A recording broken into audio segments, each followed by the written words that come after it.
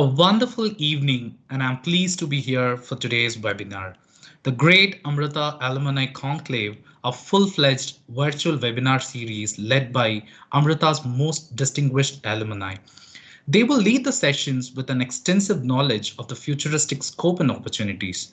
Today, we are joined by one of our most illustrious alumni from the Bangalore campus MBMS program, Mr. Arvind Iyer, who will discuss on the digital transformation of business.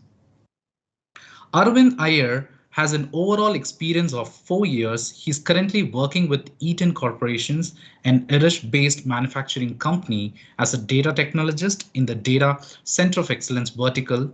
He helps the team building a sustainable tax, business, and a data strategy model that streamlines the tax data requirements, process automations, enables digital transformation. Before joining Eaton, he worked with Deloitte Tax LLP for 3 years as a senior consultant. His role involved tax analytics, process automations, enterprise design planning, and digital transformation of tax. Arvind graduated from Amrita Vishwa Vidyapeetham, Bengaluru, and University at Buffalo, New York, specializing in business management and analytics. He also holds a diploma in International Environmental Law and Governance from United Nations. His skills include strategic management, project management, data visualizations, data wranglings, and analytics. You can reach out to him for business and data strategy, tax analytics, digital transformations, and climate finance. Over to you, Arvind. Thank you, Sebastian, sir, for that wonderful introduction. Before going forward, I would like to show the gratitude to Amrita Vishwa Vidyapeetham and all the broadcasting members to launch this wonderful program where we can connect with our future students or participants going to join us at for an MBA program. So the agenda for today is we're going to talk about the digital transformation of a business in tax. As yesterday we had a session for Industry 4.0, as industry are revolving towards more of a technological advancement and using world-class technologies, industry automations and process automations, IoTs. So with that, to complement the industry, the corporate functions of the industry do need to have themselves to set up in such a way that it can complement both, with both industry evolution as well as what we say a corporate revolution. So with that, we're going to start a presentation with digital transformation of business in tax. And this is something which we're going to cover over a period of time. What is a digital transformation? Why tax needed digital transformation? Road of a digital transformation of tax. Components of successful digital transformation, tax data C. So this is something which we currently do at Eaton about tax data COE. What are the drivers of digital transformation of a tax and future of tax transformation? So I'm trying to keep this presentation into very generic level so that everyone can understand and relate to it what exactly digital transformation is all about revolving around tax. So what is a digital transformation? So in layman terms, we say digital transformation means anything which is present offline and we are putting into online mode, sorry. So that's something which we are trying to do in a world of a tax. So what is digital transformation means in a tax department? So tax department holds a lot of non-digital processes and which we try to automate stuff.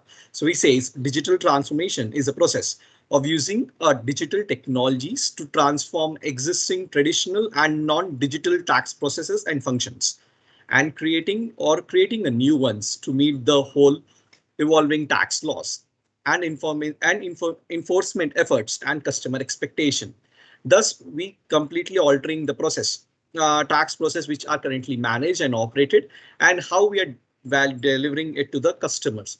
So this is how a digital transformation helps in a tax process. So when we say transformation can operation from physical form to a digital medium. With that, we are trying to see a path, a digital transformation path, like how the value is delivered and what kind of a value we are delivering to the client, we are delivering to the customers. For an example, Central Board of Direct Taxes, which comes under the Ministry of Finance, recently launched an annual information statement for all the taxpayers.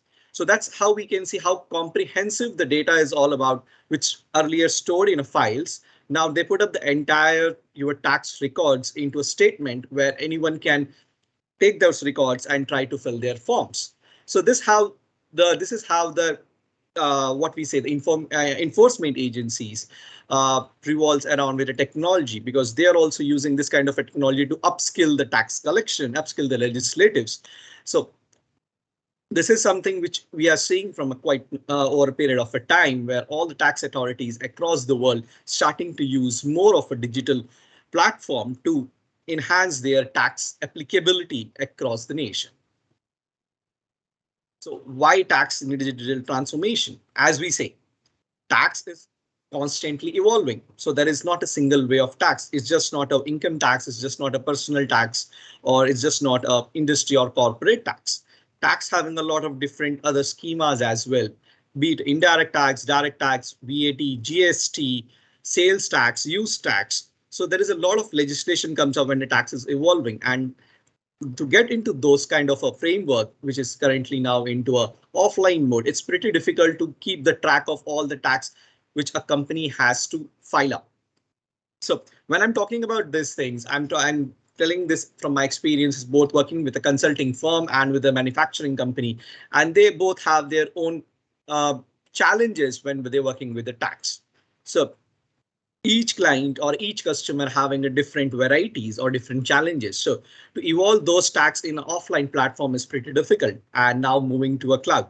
So all the XSE informations, all the client information, all the financial informations these days we are using based on ERP based system, be it SAP, Oracle, or Thomson Reuters program or suits, we're moving every of our information to the cloud. Now, with this movement of a cloud, we want our tax working or tax processes to be moving into a cloud, so that we can get this data from directly from the cloud, and each and everyone across the world, the person who required to see those kind of information can take a look into that. The other portion is the global transparency. So when we say about a global transparency, the person sitting in an income tax department, when I say CBDT, they can directly see your information when you purchase some materials from a shop, giving your PAN card details. Those numbers are stored into a databases of the central direct tax team, and they looked into those data. So that's how the transparencies and evolved over a period of a time when we say digital transformation, right? So this is how we see the transparency moves out, transparency becomes a more global, and that helps for a better governance. So that goes to the next point, which we talks about a global regulatory changes, right? The global regulatory changes where they look for an instant audit in a particular countries, they look for an instant audit for a particular period of a time.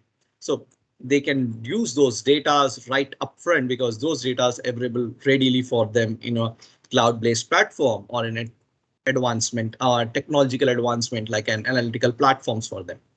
Other thing is quality and risk. So quality is something which the data we holds up. So the data which we puts up into the cloud having a more truth to it compared to what we store into offline platform. Being data more into a cloud-based platform or more into a data management kind of a thing, it's more validated once before it's get uploaded up to the system. So as the data evolves continuously, you can see the more recent amount of a data into the system rather than the old or obsolete data.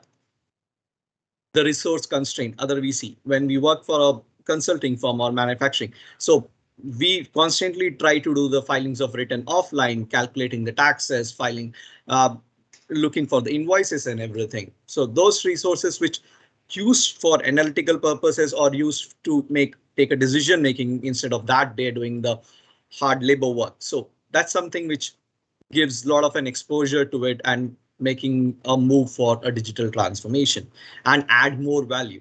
As I said, it's tax is not all about filing up returns. It's always more to that. It talks about the analytical purpose of it, like what kind of a tax I have to pay for a particular period of a time. What would be my uh, what would be my action for my decision regarding merger and acquisition? If I buy a property at a particular place at a particular time, what would be my tax rate during that period, and how I can minimize the tax based on the regulatory components, based on the legislatives present over there. So this is the something which we talk about why the tax is looking for a digital transformation. The next step we're going to talk about is a roadmap for digital transformation of tax. So every tax organization, every tax department have to create a certain roadmap for its digital transformation, because digital transformation requires lot amount of a capital involvement. When I say capital involvement, it requires a lot of infrastructure capitals, a lot of IT infrastructure capitals, a lot of what we say in corporate is a lot of zeal when you have to incorporate a digital transformation, because it's a pretty long process. It's something which is you can't do it in over a night. It takes a lot of period of a time. Over a period of time, a company is used to perform this kind of a strategy for 5 years, 3 years, 5 years, 7 year model. So for that, you have a particular roadmap, a design roadmap, which you can see and how you can develop over a period of time over it.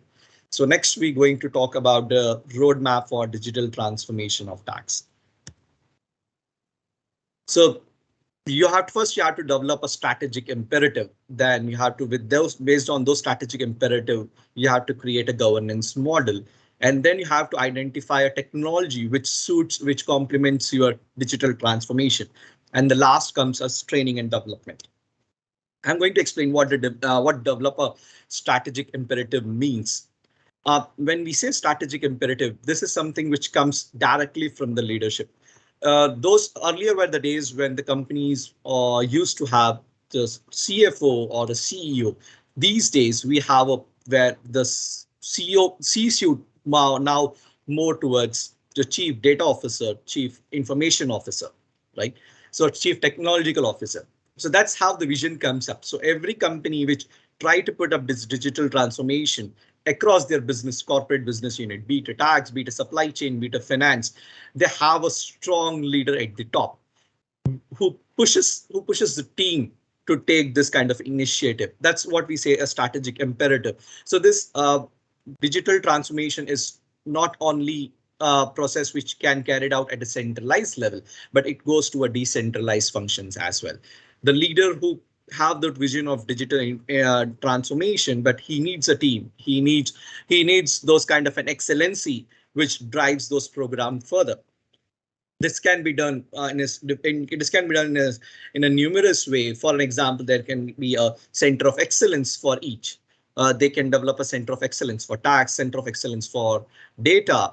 Then they can align those core business strategy model with their tax strategy model. So what we say, tax strategy model should always be incorporated with your business strategy model, because tax is a very important function for any corporates. So how good your business strategy is, how good your sales strategy is, how good your supply chain strategy is, but something which affects a lot is a tax strategy. If you're not having a great tax strategy, the sales generated, the revenues which you earned over a period of time can go in a wipe in a second. If you're not having a defined tax strategy model, you can be in a trouble of audit tax audits, or you can be in a trouble where you can violating a lot of legislatures. So that's the reason we should have. That's the reason it's always what we call supportive for any of the functions is a good tax strategy model. And the next is the good governance model. You have to create a governance model, because when you're doing a strategical part of it, when you're setting up a strategy of transformation, you are dealing with a numerous data. The volume of those data will be in a bulk quality, and you want those data should be in a right hand, should be having saying a single source of a truth. Those should be data should be confident enough to see that data what he's using is perfectly up to the mark, or up to the legislature, or to the what we call the tax laws. So for that, you have to develop a data accuracy, right? For any governance model, you have to inbuilt a trust in it. So you have to inbuild a trust in data accuracy and security, which can be developed by using a lot of councils, right? So all the governance model having a council. Council means when I say it's a member of 4 or 5 people. It's headed by the business heads, the tax leaders, analytical leaders, and the users. So with the synergy between all of them, create a good governance model for it. Now comes you develop the strategy, you develop the governance. You know, this is your strategy. Based on that, you have the governance. Now you have to identify the technology which you're going to use for the transformation. With this current world of technological advancement, we can see a lot of technologies coming up, and artificial intelligence, neural networks, then we have robotic process automation. So what kind of a technology will help you to complement your strategy, to complement your governance? Uh, it says like one fit for every solution, but what I believe is not all solutions have a one fit. Each solution require its own dynamics, and each of its dynamics have their own technologies. But at the same time, we see like technological to invest in technology requires a lot of capital. So it's not you have to have a multiple chain of a technologies. You can pinpoint few of the technologies which can easily complement your existing model, which can easily complement your strategy, which can easily complement your governance. And lastly, with all those comes up is training and development. Without training and development, you can't succeed in digital transformation of a tax. Because when I say digital transformation is more of a technological or technical aspect, right? And all the tax departments across the world having the accountants, having the professionals who doesn't deal with more of a technology, real-time technologies, right? So those required a change management. They required to be aligned with those kind of a model which we're trying to do it. We have to get them into the confidence, like what they are trying to do. They should be having a more clarity towards it, like the problem which they are trying to solve with the help of a technology will help them in future. So this is something very important in training and development. There should be in clarity in what kind of a role each team member or each team is doing. For an example, you can divide the teams into different segments. The team which holds the enterprise resource planning, the ERP systems, the teams that deals with only with the SAP, Oracles, and the other ERP products to streamline the tax data. Then other you can divide based on the automation, the team which only does the tax automation for it. So that's how you can divide the team. You can play around the different model of the learning and development and makes digital transformation a great success. So the next we would covering up is what would be the successful digital transformation components, right? Because all this is some when we say successful components, the thing which we talk currently about all about strategy building towards it and how we can develop those digital transformation. But this 4 pieces have a more into it, which we're going to cover in our next slide, which says a successful digital transformation components. Uh, the successful digital transformation components having a compliance strategy, a legislative framework, a operational framework, a tax technology and infrastructure, a change management, and a performance measurement. So this having a 6 components which are very important. As I stated from the earlier, like the legislative is something very important, which talks about the law, tax law, and the laws presiding to that country revolving around the different kind of a tax. What's the compliance that each organization have to look for in terms of a tax? What is the operational framework? When I say operational framework, how you can define your daily routine task, what we did doing into a offline based mode to a online based mode or to a digital mode. What is your tax technology and infrastructure? What kind of a tax technology and infrastructure you're using in? What is the change management? How change management going to impact? So change management is something very important, which I see over a period of time in my corporate experience. Change management is something which very important for any revolution around the industry. And the last but not the least would be the performance measurement. Like what kind of a setup, what kind of transformation strategy you placed in, and if those are giving you that desired result, what you thought of before before setting up those revolution around the digital transformation of attacks. So compliance strategy. So digital transformation requires a compliance management. By that, what it means is development of compliance methodologies and organization of units around the key taxpayer segments. So when I say that in compliance strategy, each for all the organization, varying from a consulting firm to the measure to the industry, to the industries which deals with a lot of raw material players, which deals with a lot of what we call large businesses, right? So they have to organization. So this includes the development of compliance methodologies around a key taxpayer segment. When I say key taxpayer segment, such as business, subject matter expert, and individuals. So we have to create those synergy between these three: the organization, the subject matter expert. When a subject matter expert is someone who knows in and out about the tax laws, and the individuals who directly working towards it, or who is the end users for it. So with that compliance strategy, when you're putting up the data in a digital platform, right, this requires a lot of, there could be situation where tax fraud can happen, tax fraud detection. For that, you have to develop a tax fraud detection. You have to see the tax amounts which are going up in the right way or not, how we are defining those compliances for that.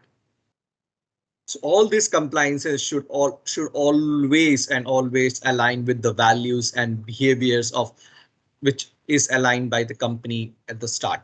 So all this, what when I say a compliance strategy should align with the values, the broader picture of the organization which they are looking for.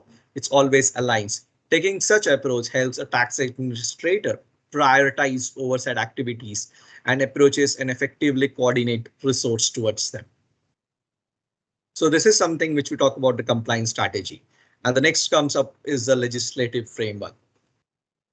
So digital transformation require a new tax law, new procedure law for modern infrastructure, for modern administration of a tax, right? Because this comes up with a lot of responsibilities when we say about a digital transformation, because you can't use the existing laws which are using it for your offline purposes for the online purposes, and right.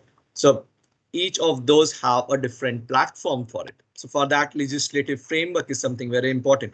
It is very important. The legal system should always align with the implication of new technologies on current tax system. So when I say in a big organization, right, when you put up a data into the cloud, anyone can access it. So how you can use those privacy for it? How can you say the numbers which are being there should be only seen by the people who are meant to be, not with everybody into the system, even in the tax department, right? So there are for example, we calculate tax for the bonuses for the shareholdings of a particular employees, right? So we don't want the other person in the team should know what kind of a shareholding that particular employee having into the organization. For that, we also have a different kind of a framework. Existing modules doesn't have those kind of a framework. For that, we move it into a legislative framework where define what would be the privacy, what would be the user terms and condition when they are using those technological advancement and into a digital platform. The next comes up is operational framework. The operational framework, when I say it's how you're transforming your core business functions into a digital. So with that, it's a kind of a blueprint that every administrator looks for its core processes and compliance. So this includes designs of a governance model, organization structure, guidelines for operational process to achieve compliance strategy, management reporting, and roles and responsibilities within organization. So with an operational framework, you can set a guidelines, right? Like what kind of a person can look into what kind of a data, what kind of a team can look into what kind of a procedures, and how we can develop over it for a sustainable model. Because at the end, why we need a week setting up this operational framework is to create that sustainable digital platform over a period of a time where each of its users get benefited by it. Each of its legal enforcement agencies gets benefited by it, and it's not other way around.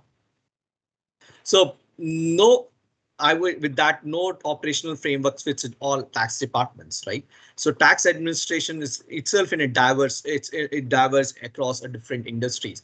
So manufacturing industries have their own operational tax framework.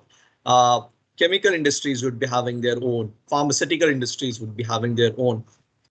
At the same time, consulting companies. So when I say consulting companies like a Big Four, Deloitte, EY, they're having their own different operational framework when they come up to the tax transformation. So for them, it's a other bigger challenge because they are the ones who are working for a client, for a different organization. For them, the data privacy, data security, and the operation function for tax in digital platform is more challenging compared to the industries which having in-house team to work for them. And the next is the tax technology. So how good your framework, how legislative framework is, how good your compliance framework is, how good your operational framework is. But at the end, the technology which you are going to use to build upon those frameworks is very important. So that's how the company, sometimes the company lacks it in this process of transformation when they don't use the kind of a technology which they need to use. So for that, it's very important to see what kind of a technology and what kind of infrastructure you currently have before you move into a cloud. So when I say a tax technology and infrastructure, so both complements each other.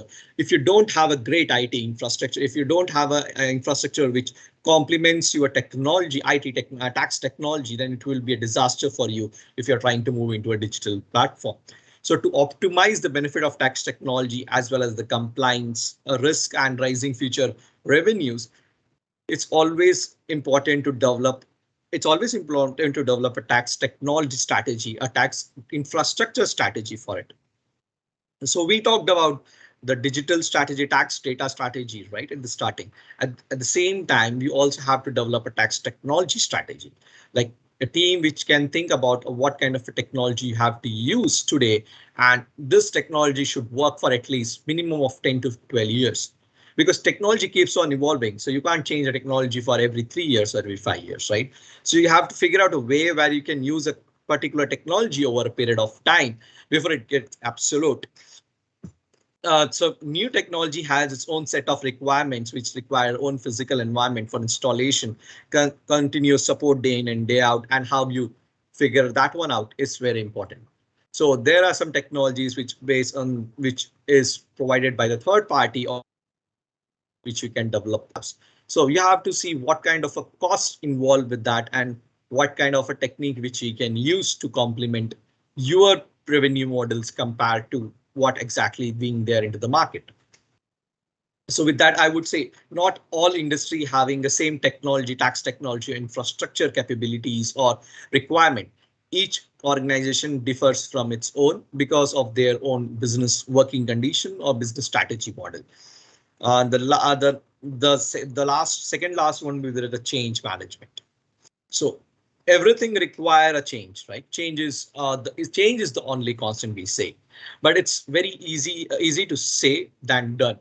When you bring up those technology, tax technology, when you say those buzzwords like digital transformation, the person who is into coming from a core accounting, coming from a core financials, he would say, okay, what is this new thing coming up from? It's something which is very important when you bring up any transformation, you take that confidence with the people, like this process will help you to do a better in your task, which you're doing day in and day out. What I say is that's why I say the key component of a change management is to make people comfortable with technology so that they can use it to the support in their daily operations. So we don't have to create a hype like technology, something which is very evident in nature, which comes up, right? When we say technology, it creates a persona like it's something really big. No, technology is something it's not really big. It's how you take it. So perception revolved technology, you have to change it up. Because when I see this is from my experience, I'm telling up, right? People are a bit hesitant when they use a technology. They think, okay, this is something done by robotic automation, right? This is something done by an artificial intelligence. What will happen to their job? No, this won't take your job up. This will only increase your skill set in future. This is something which you are trying to learn it from, right? So no technology can ever take a job. The technology can replace your current skill with a new skill, and you have to ready for it. There is no options for it. So as we say, the learning is a continuous process. So that's how we say that's why we say a better change management process in place is very important for any of the transformation. And the last is performance measurement. You have a great strategy, you have a great legislative framework, you have a great operational framework, you have a great technology, plus you taught your entire workforce about the technology and everything. But the vision which you had thought of before transformation, is that coming up or not? Is that what we visualize is there in the performance or not? Is that helping you to generate those revenues for you or not? This is something very important. For that, the performance measurement should be is very critical for any transformation, and this is how it goes in digital transformation of tax as well. When we say a performance measurement is like the dashboards and reports which are presenting up to the customers, the inside customers, the clients, are they effectively measuring up the data what they meant to be, right? Effectively measuring performance involve periodic assessments of key performance indicators, relevance, progress, efficiency, and impacts of activities respect to project objectives. So each projects have their own performance-based measurement, right?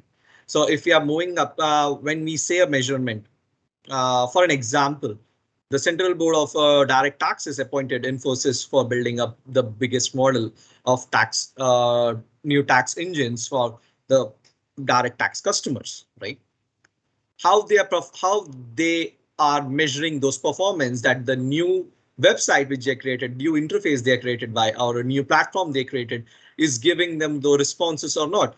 They can get that by how much amount of new taxpayers enrolled in it, how much amount of new taxpayers submitted their tax from the previous year to this year by making the process more simpler.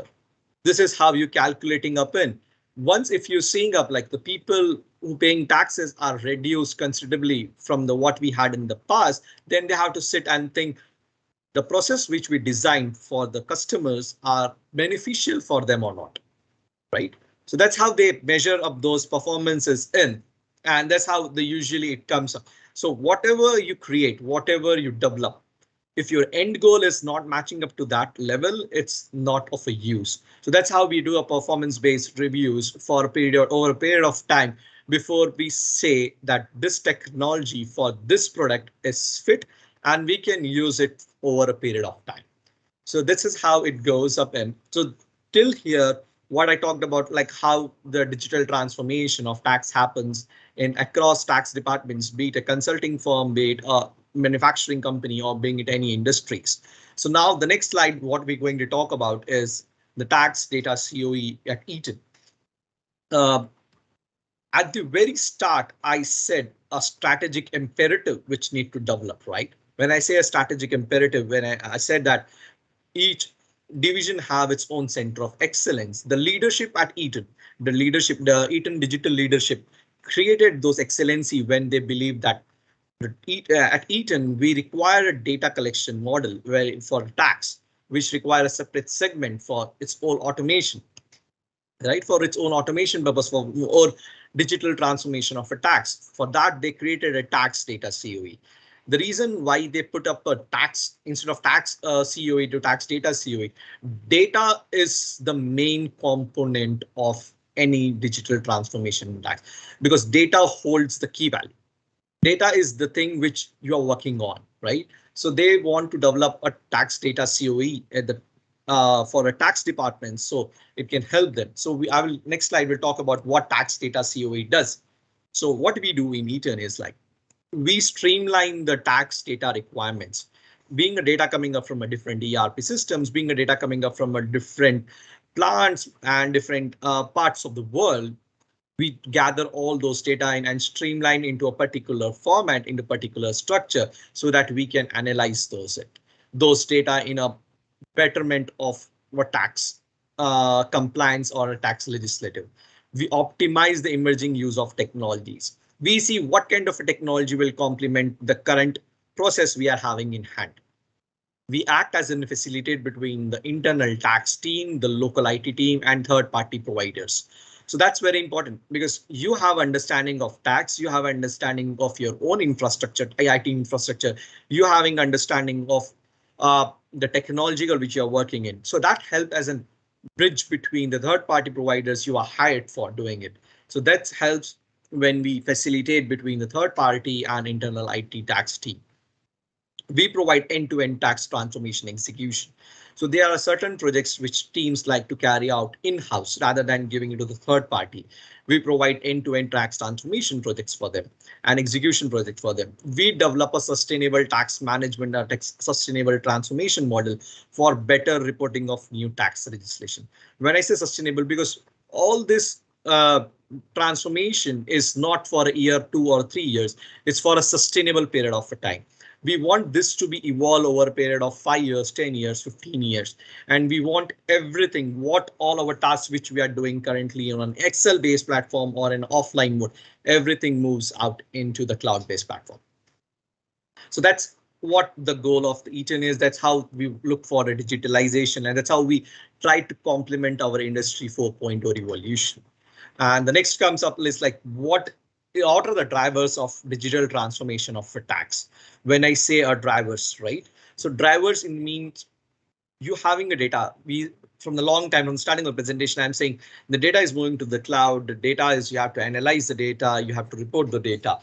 When I say you have moving into a cloud means it's not going to a Google Cloud or a Microsoft OneDrive, right? It's going to a platform where everyone can access to it. Everyone, when I say the people who supposed to access to it and who require to access to it.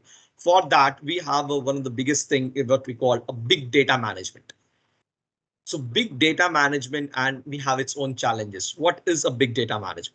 Big data management is big data management is organization, administration, and governance of large volume of both structured and unstructured data. With that big data management, you put up all your data into a platform, into a cloud-based platform using a Microsoft Azure, AWS, or any of the platforms provided by the third-party consultings. So what are the challenges? See, all the big data management have their own challenges. The voluminous of data, the data quality, the data integration, the scalability, data analytics, and governance. So you can see the terms coming up again and again. That is the governance. Governance is very important point coming up across the transformation process. So when I say voluminous of a data, so when I say a voluminous of a data, it doesn't always necessarily data to be a large, right? The voluminous means in terms of large, but what voluminous means you are getting a similar kind of a data from the multiple sources. You're getting a similar kind of an account payables data or sales records or purchase records from a different plant, but into different kind of a platform from different kind of an ERP, right? That's we call as voluminous data.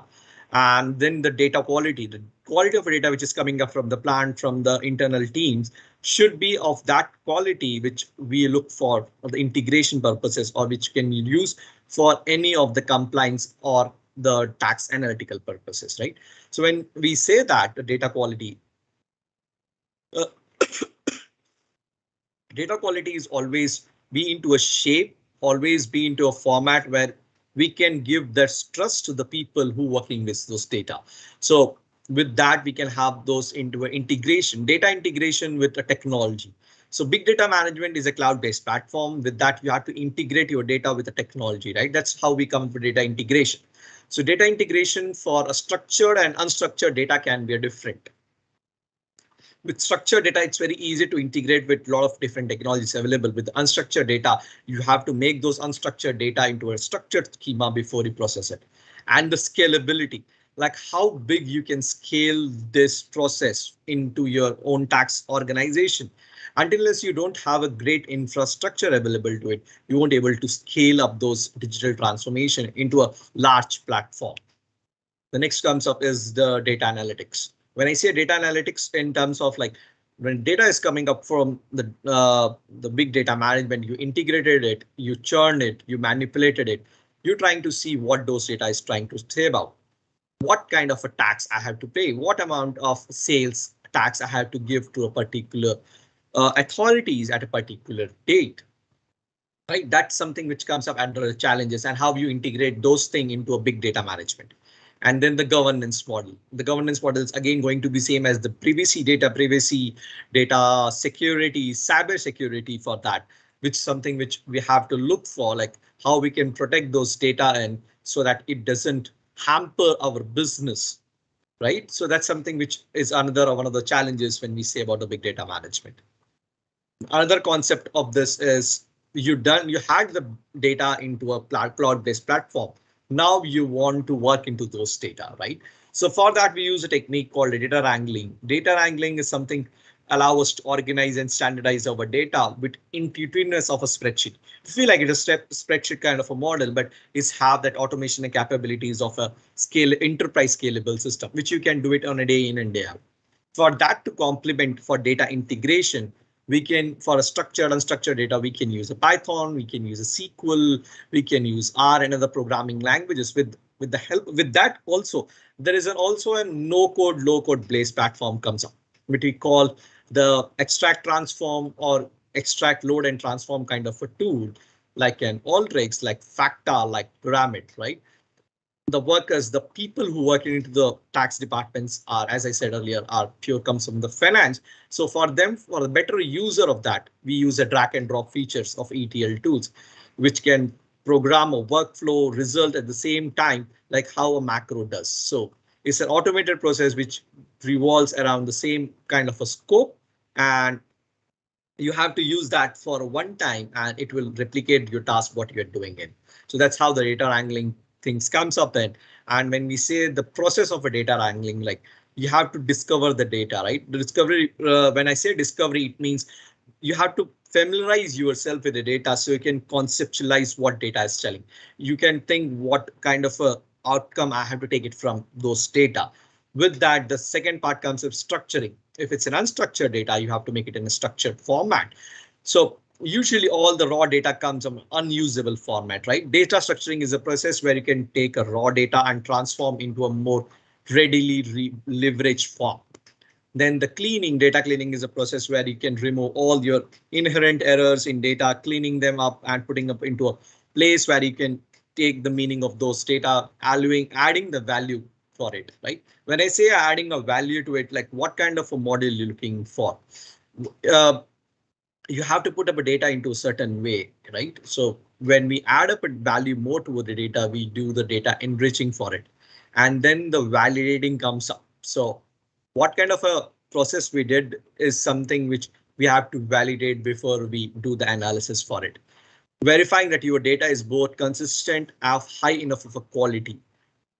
With the during the validation period, you can see if any resolvement required to be done for a data to be analyzed, right? That's how we do. That's something which is very important. That's why I say validation of data is very important, and publishing of a data. Once the data is being validated, you can publish into a big data management for further analysis. When I say further analysis, the further analysis means you have to visualize those data and take a most out of it. That's how we go through the data visualization part of it, which says a graphical representation. So everyone knows what a data visualization is a graphical representation of information by data.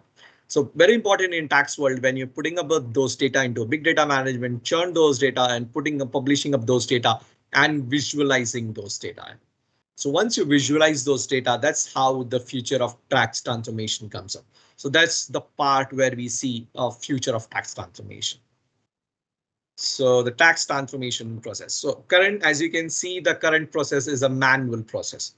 We are using the process automation for it. So what process automation do? Improve data quality, reduce risk, reduce hours, eliminate manual interference. When I say manual means you don't have to do the repetitive tasks same and same over the period of time, which that in future you comes up dynamic analytical reporting, enhanced analysis, and intense decision making. So that's something very important in terms of digital transformation of a tax. Like where are you in a current state to the future state? You want everything in your manual process to move into a more dynamic process so that you can give a better judgment to it. You can give an intense decision to it. You can make your more revenues from it instead of losing a time, losing a people for it. That's how it goes from digital transformation from a manual to a dynamic process.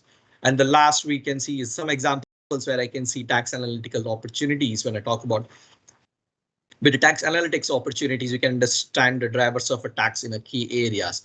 You can even predict the earnings, tax impacts, sales, and other use taxes. You can analyze the implication of decision for any of the mergers, acquisitions, or any of the selling or buying of assets, or any of the compliances which you think might not work for your industry or for your segment, or sampling of a tax items. You can see what kind of a tax procedures or payments or operations are in place, which we can see are the risk of audit, right? Or at sake of any errors which we can see, the false positive which we talks about, and analyzing unstructured data and documentation.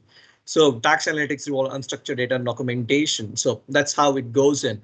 When you see a lot of invoices coming up in and you're trying to see what kind of numbers in those invoices, what kind of uh, legislator dwells in that laws for it, you can analyze using those tax analytical opportunities. So that's what something which I say in terms of digital transformation of a tax uh, comes up. That's how I sum up. So from the starting, from all the things you come up, and you have to have a great model for it. You have to have a great perseverance, and you have to envisage that thing, like how we can scale up the process which we currently doing into a more and more agile form. So this is what I had in terms of the digital transformation of a tax in business. I'm open for any questions if you have.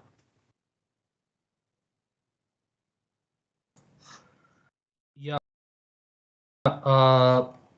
Arvind, thank you. And we have one question from the audience side. Yeah. Uh, okay, what is the current laws of data protections of a taxpayers or a corporation in India currently? And do we have something similar to GDPR? We do have a tax protection and tax laws pertaining to the data of the customer or the customers which are doing it in India, right? So we do have in terms of the data privacy part of it. There are certain laws under the Ministry of IT Information Act and Ministry of Finance when we say the Central Board of Direct Taxes, uh, which streamlines your data in. So that's but into going to more depth of it, I'm not having that exact terminologies or exact legislative name which comprehensive this model for it. Okay, yeah. Okay, yeah. That's it from the audience side. So we had only one question, and thank you, Arvind, for your valuable time. And the topic is so very important for today's business environment. And you touch base on all the important aspects of it. And I'm sure that it would have given a good amount of information to the audience. And thank you, Arvind, and thank you for adding one feather to our the great Amrita Alumni Conclave. Thank Thanks a you. lot. Thank you. Privilege.